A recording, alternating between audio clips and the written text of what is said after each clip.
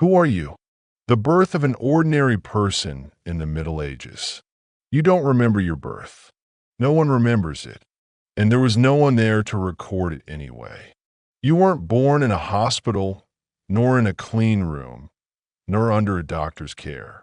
You were born in a house where the floor is dirt or rough planks. Chickens huddle in the corner. The air is thick with smoke from the hearth. The darkness is damp and cold. A village woman delivered you. Sometimes your mother did it herself. If something went wrong, God would take you both, and it was simply considered the will of heaven. The child who might not survive. In the Middle Ages, a child is not a treasure. A child is a risk. Nearly 1 out of every 2 infants does not live to see their 5th birthday. Therefore, people do not get too attached to you. You aren't given a name right away. Your birth is not celebrated. You are alive for now. If you survive your first few years, then, and only then, will they begin to consider you a human being. You're home. You live in a house that we would call a stable today. If you are a peasant, 1 single room, a hearth with no chimney. The smoke exits through the door or the cracks in the walls. Animals sleep right next to the people. In winter, this saves you from the cold. In summer, it poisons the air. You breathe smoke your entire life. Your lungs are black by the time you are 20. You are not poor. You are normal. It is important to understand one thing. You do not consider yourself poor. You have food, however meager, a roof, work. This is wealth. A poor person is someone who has no bread, and you occasionally have bread. Your work begins in childhood. Starting at age 5 or 6, you carry water, tend to the livestock, help in the fields. By age 10, you're a full-time worker. By 12, you can marry. The concept of childhood does not exist. You do not learn to read. You are illiterate. Books are a luxury for monks and the nobility. You do not know history, geography, how the world works. But you do know when to plow, how to milk a cow, how to survive the winter. This is the knowledge of survival. Your world is very small. You have never been further than the neighboring town. You do not know that other nations live beyond the mountains. For you, your village is the world. The forest is danger. The road is fear. Travelers are suspicious. A stranger is a potential thief or a sorcerer. You live under power. You are dependent on the feudal lord, the church, the weather. You pay a tax in grain, a tax in labor, a tax in faith. You are not free, but you don't even know what freedom is. Time is different for you. You have no watch. You have sunrise, sunset, the tolling of the bells. You don't live by minutes. You live by seasons. You are mortal, and you know it. You have seen death, of brothers, of sisters, of neighbors. Death is a part of life. It is always near. It is familiar. You do not fear death. You fear hunger and pain. You are an ordinary person of the Middle Ages, without a name, without a history, but it is you who are the foundation of the era. Tomorrow, you will wake up hungry, and we will see what you will eat. Part 2. Breakfast, the meal that barely exists. You don't wake up because you've had enough sleep. You wake up because your body can no longer lie in the cold. Beneath you is straw, sometimes just the earth. Your blanket is wool, heavy, damp. It didn't dry overnight. It almost never dries. You stand up slowly. Your back aches from the moment you rise. This is normal. Everyone feels this way. Morning in semi-darkness. It is dark inside the house. The windows are tiny. Sometimes they're just holes covered with cloth or an animal's bladder. The fire in the hearth went out during the night. Lighting a new one is long and difficult. Fire is precious. Firewood is a treasure. While the adults light the hearth, you go out into the yard, go to the well or the stream, or go straight to the field. Work begins before food. Breakfast as a concept does not exist. In the Middle Ages, there is no habit of having breakfast. A morning meal was considered an indulgence, a weakness, sometimes even sin. It was believed that a true working man could work on an empty stomach. If you do get something to eat, sometimes in the good years, you might get something in the morning, a piece of bread not fresh, often from yesterday or the day before. It is hard, sour, dense. You don't bite it. You soak it in water, in pottage, in beer, small beer or ale even in the morning. Even for children, this is not for intoxication. This is a necessity. Water is dangerous. Wells are contaminated. Animals live nearby. Waste is dumped in the same place. The beer is weak, 1 to 2% alcohol. No, it is safer than water. The taste of a medieval morning. You taste the sourness of grain, the bitterness of smoke, the smell of an unwashed body. You know no other taste. To you, this is normal. Why the morning is always hungry? Because food runs out quickly. Winters are long. Harvests are unpredictable. Food is rationed for the whole day. The main meal is in the evening when the work is done. Children and hunger. Children cry from hunger. They aren't always fed, not because the parents are cruel, but because there may not be enough food for everyone. The strongest survives. This isn't cruelty, it is reality. You are used to this. You don't complain. You know no other life. You don't think, I am hungry. You think, this is how it must be. The morning ends quickly. The work continues. By noon, your stomach cramps with pain. But ahead lies the main meal of the day. It will determine whether you will be full today or go to sleep with an empty stomach. Part 3. Bread, pottage, and rare meat. What you actually eat. By noon, the body begins to run on the last of its strength. The stomach is empty. Your mouth tastes of acid and smoke. But now, you will receive the main meal of the day. Not because you earned it, but because without it, you won't survive until evening. Bread is the foundation of everything. If you remove bread from your life ends in a few days. Bread is 60 to 70% of your entire diet. Sometimes 90%. What kind of bread? This is not white bread. White bread is for the nobility and the monks.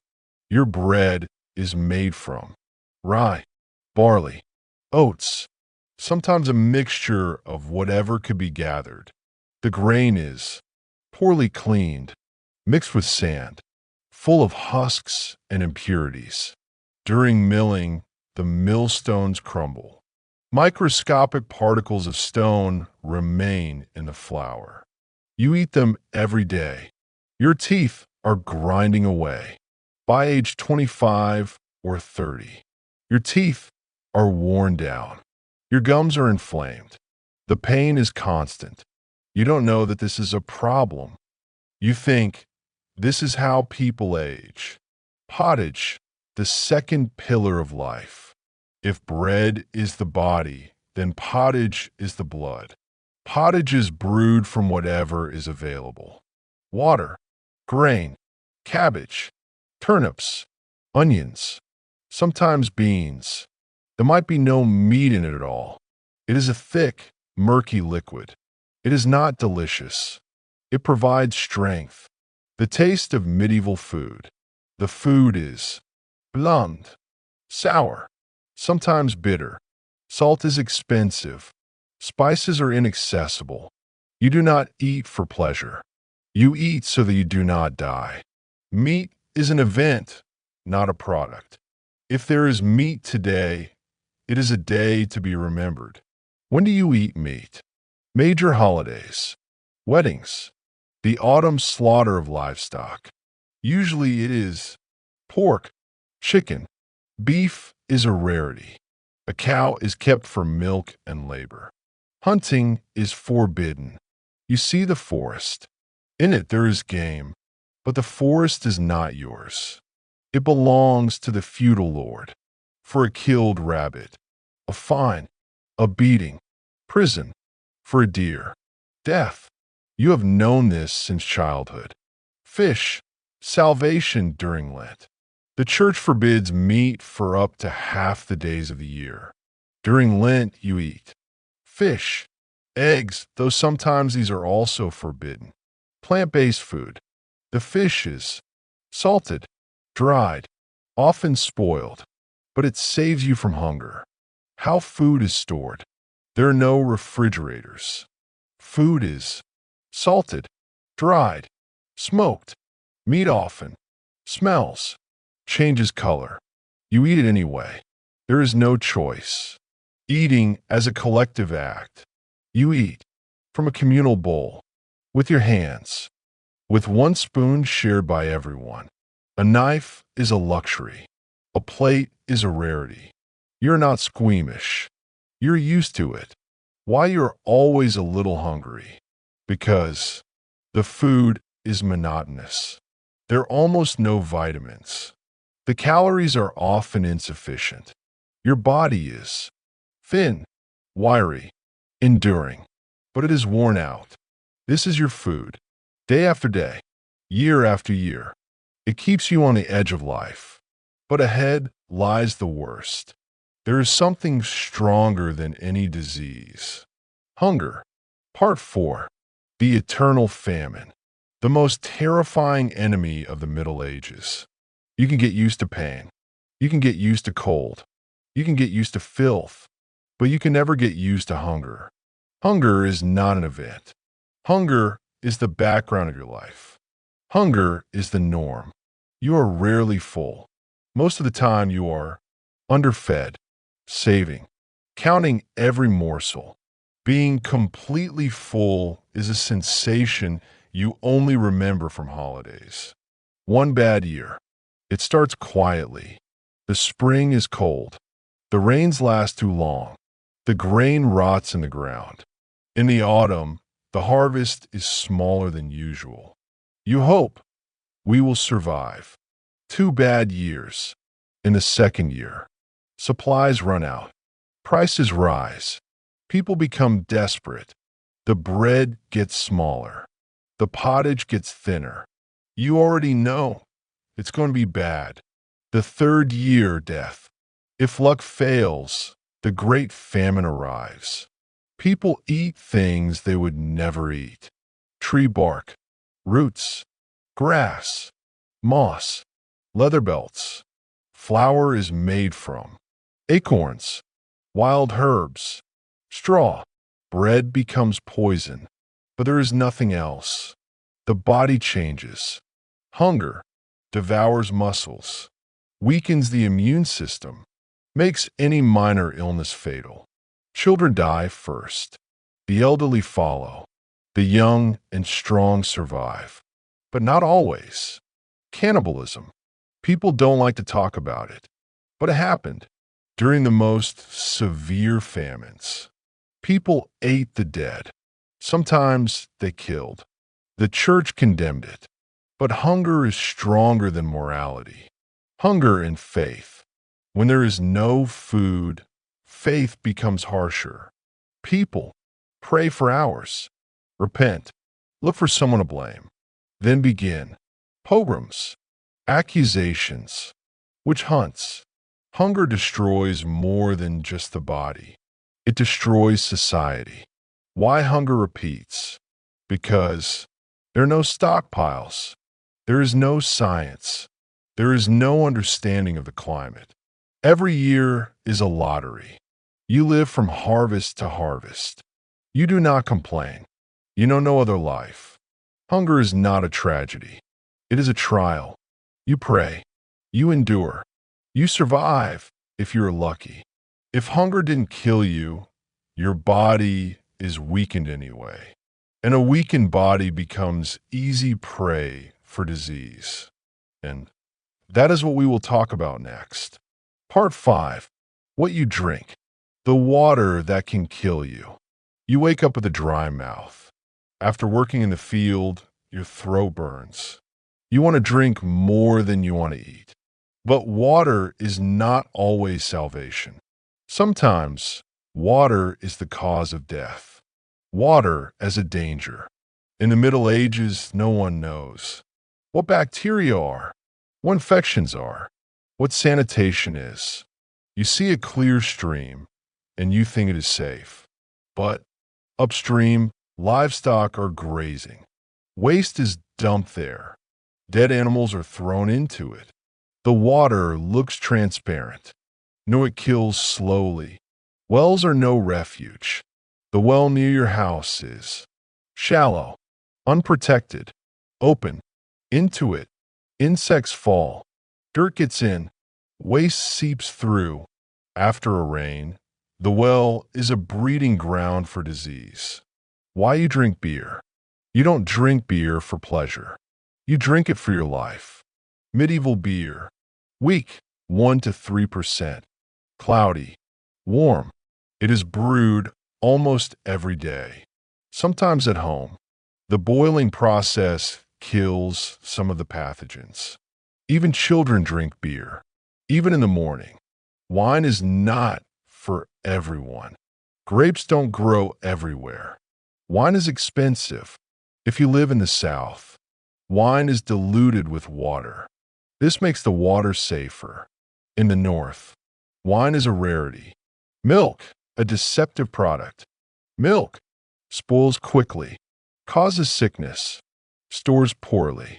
It is soured, made into cheese, made into butter. Fresh milk is rarely drunk. How you drink during the day. You drink a little at a time, frequently. There are no flasks. Cups are shared. You drink after work. Sometimes, right in the middle of the field. The taste of the drinks. The drinks are sour, bitter, sometimes smelling of mold. You aren't picky. You choose what won't kill you immediately. Dehydration. In the heat, you lose water.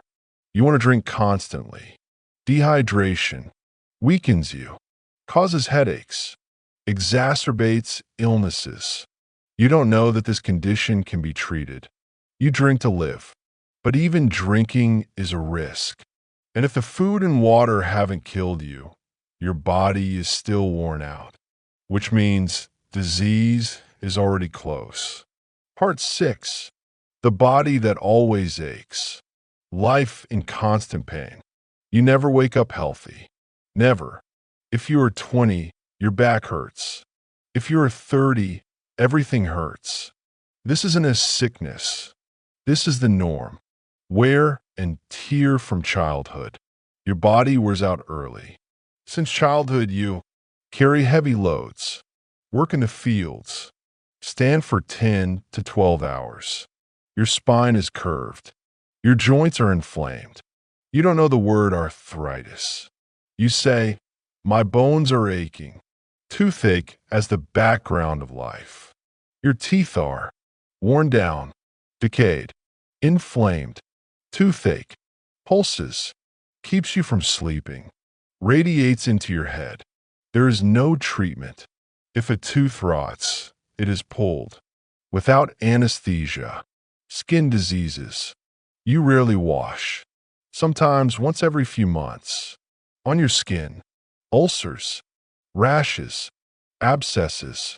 Lice are on almost everyone. Fleas are in the bed. Scabies is a common occurrence. Infections and inflammation. Any scratch is a danger. A wound becomes inflamed, festers, turns black. You know nothing of antiseptics. You smear it with fat, dirt, herbs. Sometimes it helps. Often it kills. Woman's pain. If you are a woman, your life is even harder. Pregnancies are frequent, dangerous. Childbirth is. Without help, without pain relief, many women die in labor. Chronic fatigue. You are always tired, not psychologically. Physically, sleep is short. Nutrition is poor. The body does not recover. Illnesses you don't understand. You suffer from fevers, coughs, diarrhea. You don't know the causes.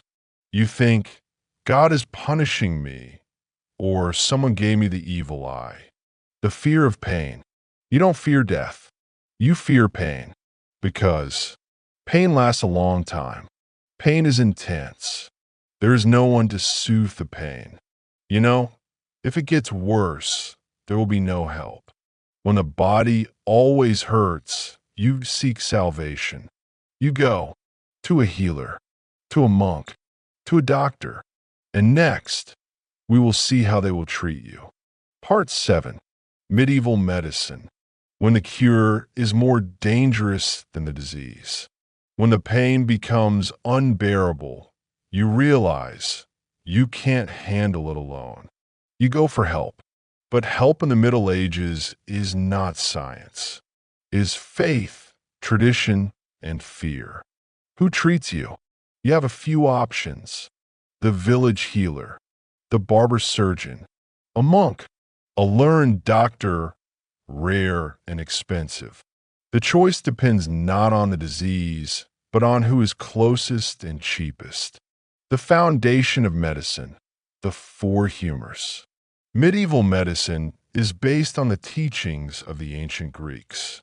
Supposedly, there are four fluids, humors, in your body. Blood, phlegm, yellow bile, black bile. If you're sick, it means the balance is broken. The cause is not microbes. The cause is you. It is your fault that you are sick. If you have a fever, you have too much blood. If you are weak, too much phlegm. If you feel melancholy and apathy, too much black bile.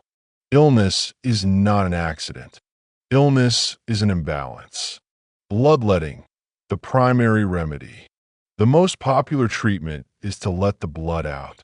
They cut a vein, apply leeches, or pierce the skin. The blood drains into a bowl. Sometimes, until you're dizzy, until you faint. It is believed that the bad blood is leaving. In reality, your strength is leaving. When do they bleed you? Practically always. For fever, for pain, for inflammation, for weakness. Sometimes preventively, even when you're healthy. Diet as treatment. They forbid you from eating meat, fat, heavy food, but you hardly eat those anyway. Sometimes they force you to eat specific products, drink herbal decoctions. The logic is simple. Food must balance the humors. Medicines that make it worse.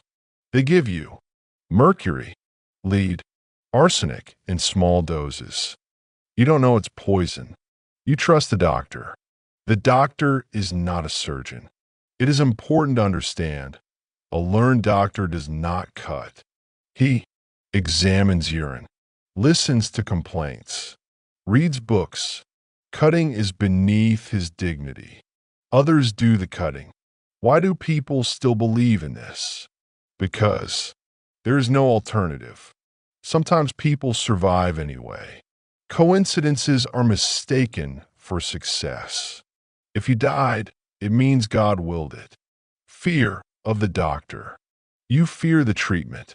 You know, it will be more painful. You will become weaker. It might get worse, but there is no choice. Part 8. Folk medicine. Herbs, spells, and dangerous knowledge. When the doctor leaves and the pain remains, you go to those who live beside you, to those who know the body not from books, but from life. Who actually treats you? In reality, you're most often treated by elderly women, herbalists, midwives, cunning women.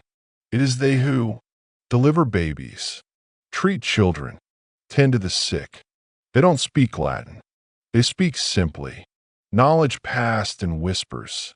Their knowledge is not written down, not recognized, passed down orally, from mother to daughter, from grandmother to granddaughter.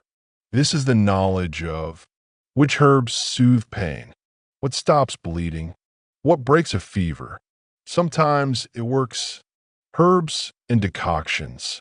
They give you garlic for infection, onion for a cold, honey for wounds, wormwood for parasites, poppy for pain.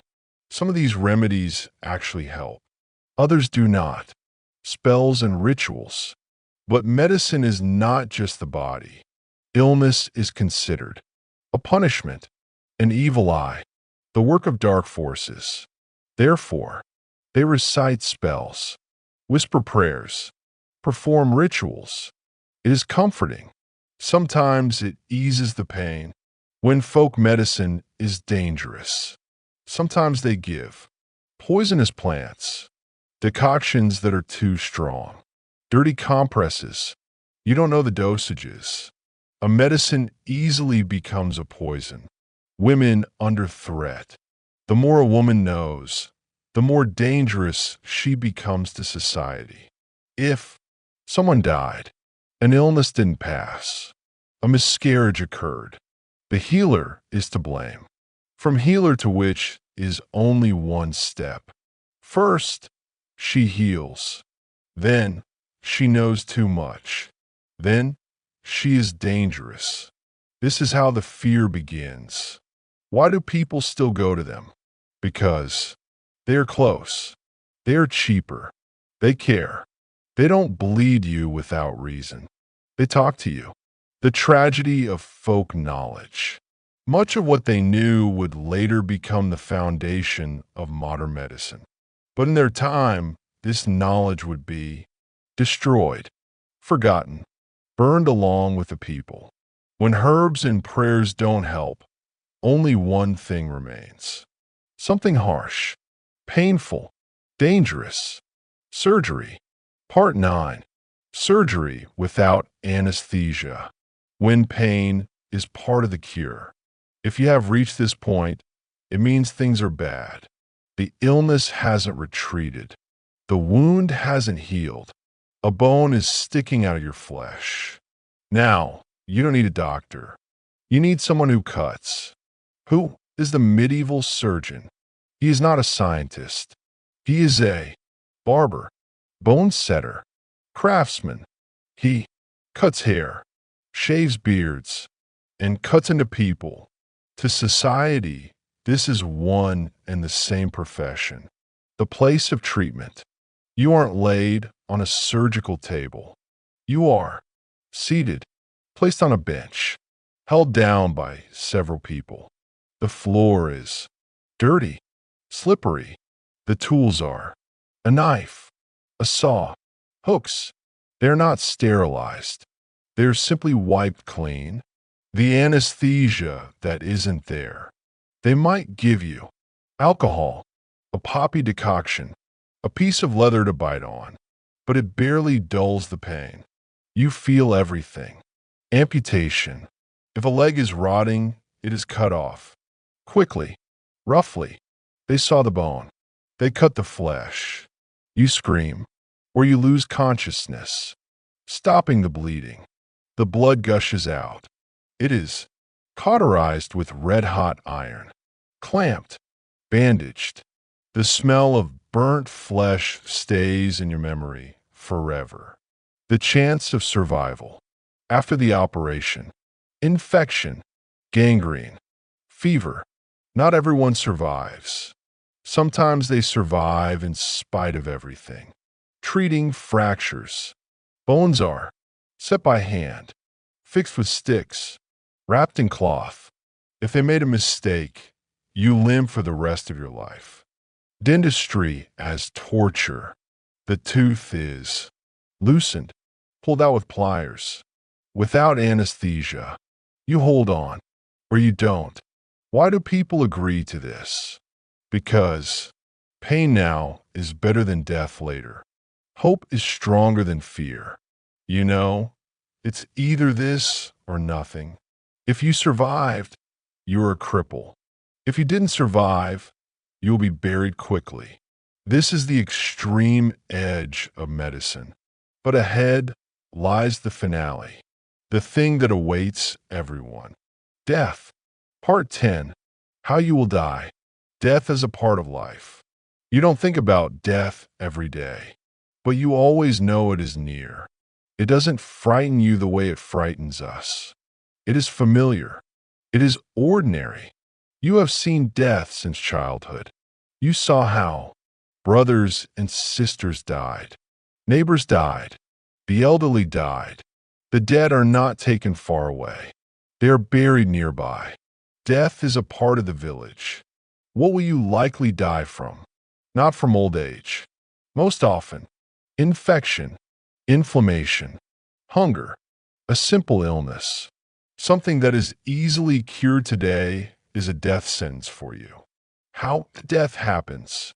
You lie at home, nearby, family, neighbors, a priest. There are no machines. There are no doctors. There is pain, weakness, prayer, the pain before the end. The pain is not relieved. They hold your hand, read prayers, ask you to repent. You endure. You have endured your entire life. Final thoughts. You don't think about your career. You think about your children, about bread, about the field. Your life was simple, and your death is simple, too. The funeral. You're buried quickly. The coffin is simple. Sometimes there is no coffin at all. The grave is shallow. Life goes on. Afterward, you were an ordinary person of the Middle Ages. You did not make it into the history books. No one remembered you. But it was on people like you that the era was built. Final words. Today, we eat better. We live longer. Our treatments are effective. And all of this is the result of thousands of years of pain, mistakes, and lives just like yours. Every time you open the refrigerator, drink clean water, take a pill, remember, once this was an unattainable dream.